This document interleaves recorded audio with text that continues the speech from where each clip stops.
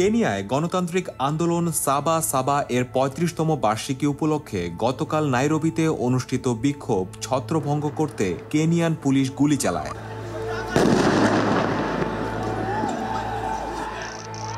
রয়টার্সের এক প্রতিবেদনে বলা হয়েছে, সোমবার সরকার বিরোধী আন্দোলনে দেশজুড়ে মোট ১১ জন নিহত হয়েছে।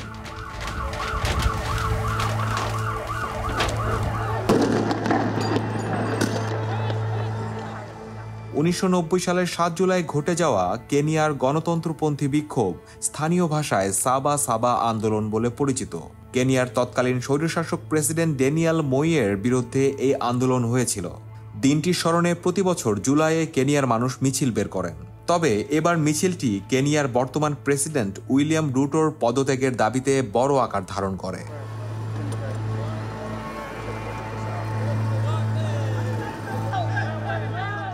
গত মাসে ব্লগার আলবার্ট ওজোয়াংয়ের পুলিশ হেফাজতে মৃত্যুর পর আন্দোলনে নতুন উদ্দীপনা দেখা দেয়। এই ঘটনার কারণে জনগণের মধ্যে ক্ষোভ আরও বেড়ে যায় এবং শত শত মানুষ রাস্তায় নামে। কেনিয়ার পুলিশ বলছে, এই ঘটনায় মোট ১১ জন নিহত ও ৫২ জন পুলিশ সদস্য আহত হয়েছে। তবে তারা স্পষ্ট করে বলেনি কারা এই হত্যাকাণ্ডের জন্য দায়ী।